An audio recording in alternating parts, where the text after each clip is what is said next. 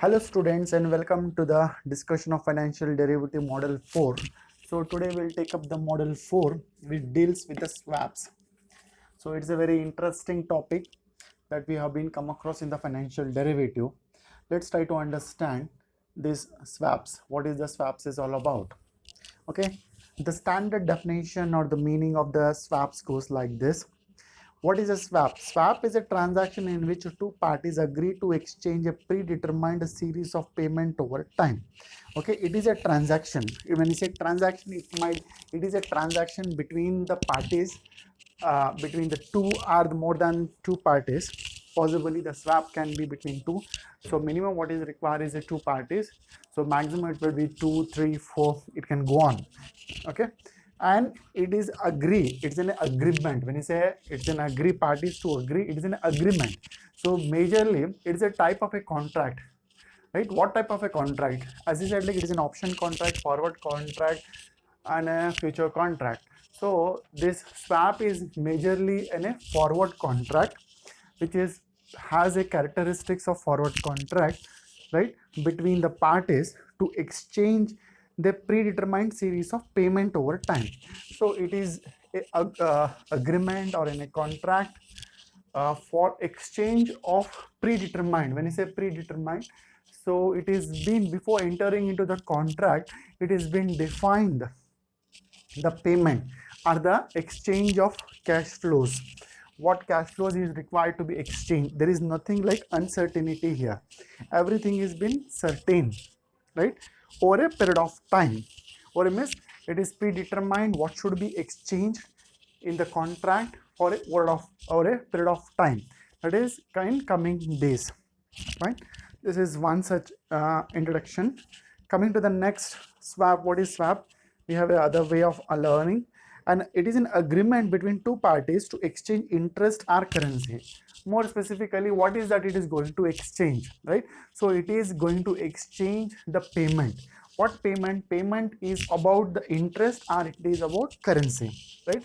So it is not about the principal amount, it is about the interest or the currency about the principal amount, right? So suppose on a principal amount we have an interest. Suppose we have a taken a loan, right? We have an interest to be paid to the banker or to the lender. So here it is about exchange of interest rates, right, or exchange of currencies, fine, for a specific maturity on a agreed upon a notional amount. Notional amount refers to the principal amount, right? So what principal amount for which the swap is been designed, because it may not be designed for difference of two different amounts, right? It should be equivalent. The principal amount and the notional amount should be equivalent in size when a swap is been designed between the parties. Then the other meaning of the swap is swap is based on which the cash flows are exchanged by the different, and it uses different types of swap, right? Okay, now the third point we discuss about the different cash flows, right? And these different cash flows give rise to the different types of swaps, right? So swap is the exchange of cash flows, and a cash flows could be in the form of interest rate. We call that as an interest rate swap. It can be the currency swap. We can call it as a different currencies. That is exchanging of one currency with the other currency. When you say interest rate, exchanging one interest rate with the other interest rate, right? Or it can be possibility of one currency, same currency with the different interest rates, or the same different currency with the different interest rates. So it would be having different possibilities. Okay, now let's look at the other understanding of the swap here. So let's try to understand the features of a swap. So what is a feature of a swap? First is basically it is a forward contract. As I said, like, so it is not so standardized. Swaps are not very standardized. It is more of customized in nature. Private agreement held over the counter, or basically the deal is being done between the parties. We may not be knowing any public information about this contract. Okay, so it's a purely in a forward contract. So we need to refer back to the what is forward contract and the features of a forward contract. Fine. Then it is a double coincidence of wants, right? So what is this double coincidence of wants? Swap requires that two parties with equal and opposite needs must coincide in contact with each other. It means like coincidence, my need and your need, right? So it should coincidence. It should not be the same, but it should be the different, right? What is my need, right? It should be the need of the other person in the other ways, right? Suppose I have a interest rate obligation in fixed rate. I want to convert that. I want to exchange that into the floating rate, right? In other party, it should have an obligation or it should have a loan in floating rate. Now it want to convert that into fixed rates. That is the two faces of the coin, right? It should not be the same two faces of the same coin. It should be the different faces of the coin should be the different need of the parties, and two companies requirement should not be the same. It should be the different. That is what it says. Double coincidence of the wants. Fine.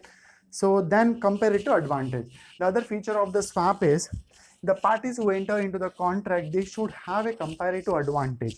So I'll be discussing in the next slide more about the comparative advantage and the absolute advantage.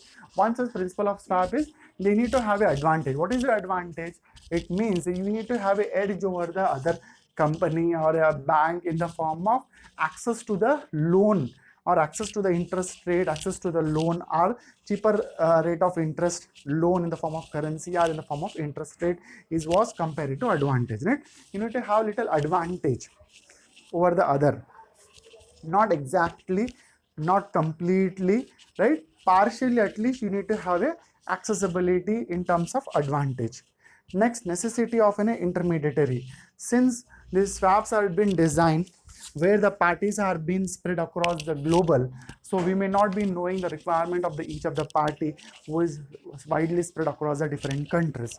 So what is that we need to do here is, so we need to have an intermediary between the parties, right? So intermediary is the one who is obligated or who act as a middleman between the two parties or the three parties who get into the swap transaction. Fine. So next comes the settlement. Settlement deals with principal amount is been specified in the agreement, but the no exchange of principal takes place. There is only streams of cash flow exchange. So when it comes to settlement of a swap, here as you know that we have a loan in a principal interest or a principal amount. Here the amount or a principal amount is not been exchanged. Only the cash flows in the form of interest, right? It has been exchanged. So cash flows are exchanged, not the principal amount which has a loan. It has been exchanged. Fine. The next feature, the last feature is long-term agreement. So swaps are not for a short-term period. It is for a long-term period. When you say long-term, it will vary for more than a year, 2 years, 3 years, 5 years, 10 years. It is not within a 1 year. Because since the cost of entering into swap is very costly and it is a time consuming in terms of identifying the parties, so hence it is not suitable for a short term duration, the maturities of the loan. It is suitable only for a long term maturities, and for the long term oriented parties can be suitable for the swap transaction. Fine. Now what is the principle behind the swap? As I said, like when you want to get into the swap transaction, one of the feature, as we said, is a comparative advantage. Let's try to understand more detailedly what is this comparative advantage. Basically we come across two types of advantages here. One is comparative advantage, other is an absolute advantage. So let's try to understand with some statistics what is this absolute advantage and a comparative advantage. Here I have a two companies name as company A and a company B, right? So I have taken two interest rates. One is a fixed rate and one is the floating rate, and the preference here stands for where they would like to convert, right?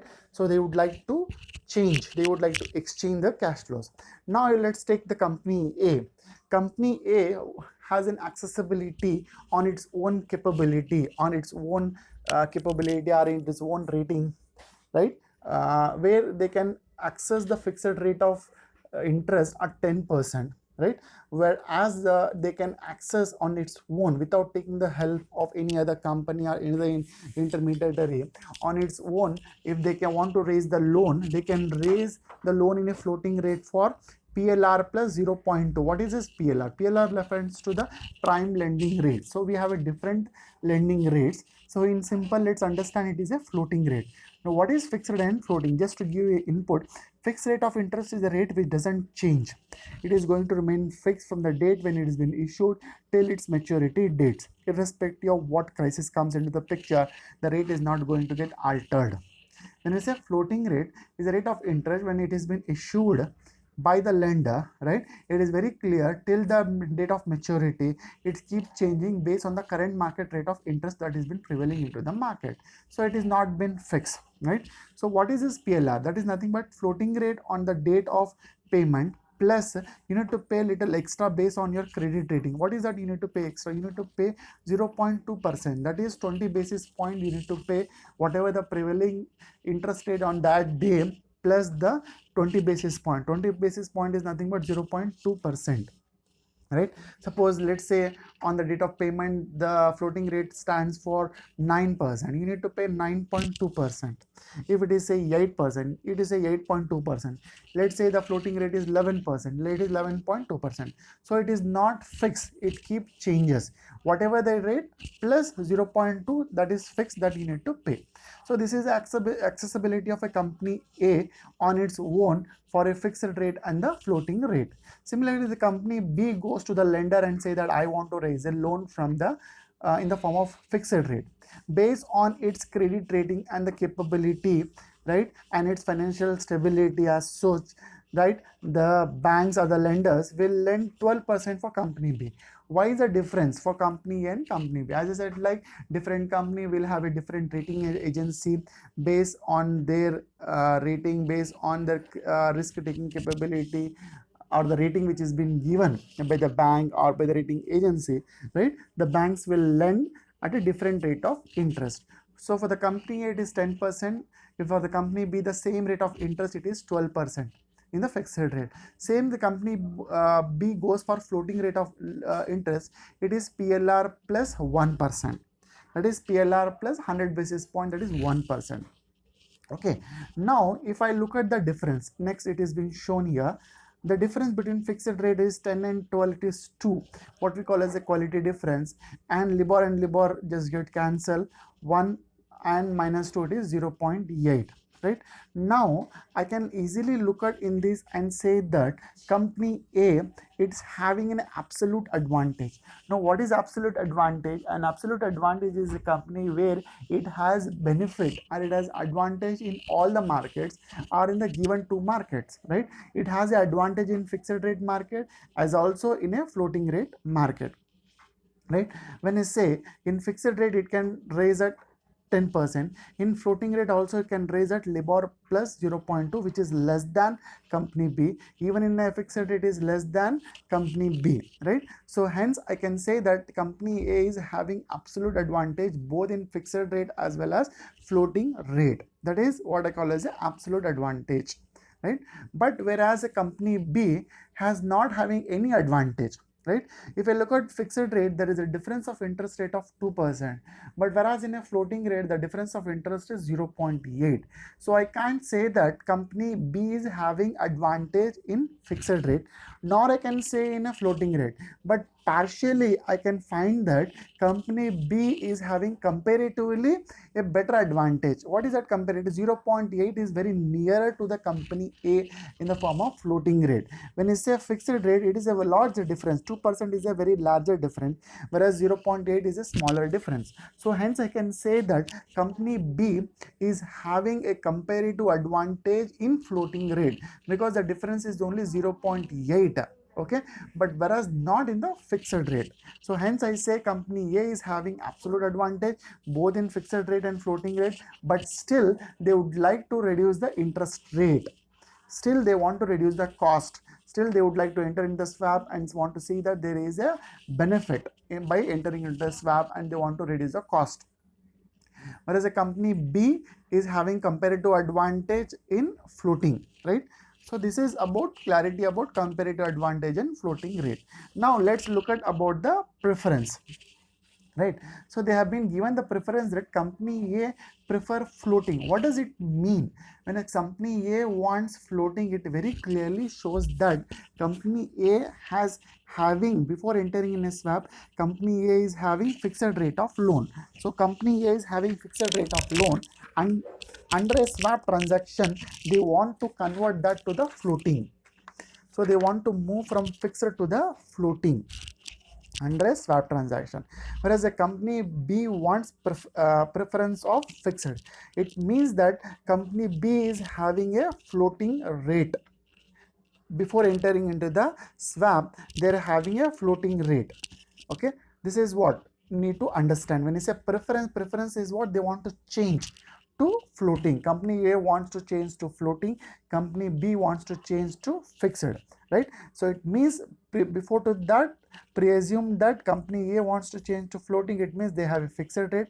Company B wants to change to fixed, it is assumed that they have a floating rate. Let's try to understand more detailedly. Here if you just look at, right, so company A I just shown you separately, then company A, right, wants to move to floating. If I just indicated in a red color, that is they want to convert their cash flows into the floating rate of interest. What is that? It is assumed that they have in a when they want to move to the floating, they have already a loan. They already taken the loan from a bank or from a lender from a fixed rate. Now what is the rate of company A, which is given in a question, that is 10%. So it should be understood that company A is having a loan in a fixed rate of 10%. Now under a swap they want to convert from fixed rate to the floating rate. What does it indicate? They don't want to pay 10% on its own to the bank. They want somebody to pay the fixed rate of interest of 10% to its bank A, where the company has a loan, and company A wants to pay in the floating to the other company which they have a loan, right? Next, at the bottom way, it has been shown for a company B. If you look at the company B, the preference is fixed. I just shown in a red color. So what does it mean when the company B prefer fixed? It means the company B has a, before entering in a swap, they have a loan in a floating rate. Now what is the rate of loan? That is PLR plus 1. That is actual loan should have advantage, right? The other thing is when you want to enter into the swap, as I said, they need to have at least a comparative advantage, not absolute, at least a comparative advantage, right? The comparative advantage, make sure that the comparative advantage is the one where the company is already having the loan. The existing loan should be in the comparative advantage. Okay, that is another condition, right? Either absolute, that is very rare case, but at least they should have a comparative advantage in the existing loan. As is find in the company B is having comparative advantage floating, and they having existing loan in floating. They would like to convert that into fixed because they feel it fixed rate of loan is more cheaper than the existing loan in the floating. Okay, now if I just look at add up this company A and company B, like this looks how it looks as a network diagram, right? Company A actual loan which was there in a fixed rate, right? They would like to convert into the floating rate. They go and approach to a swap dealer, right? Similarly, company B, which is having the actual loan which is there in the comparative advantage, that is in floating rate, they want to pay in the form of fixed rate. That is their objective. They go and approach to the swap dealer. So what happens under a swap? The swap dealer will identify two companies' objective. As I said, like two companies' objective, the faces of the coin should not be the same. It should be the different, right? So these companies' advantage, comparative advantage, should have the loans, right? So here the swap dealer will identify their objective and their existing loan and see that it should match. Company A, which wanted to pay the interest, it should have company B their own loan, where a company B which wanted to pay the interest, it should be the existing loan of a company A. When these get when these just get coincides or it get matched, then a swap transaction is been designed between the two parties of company A and company B.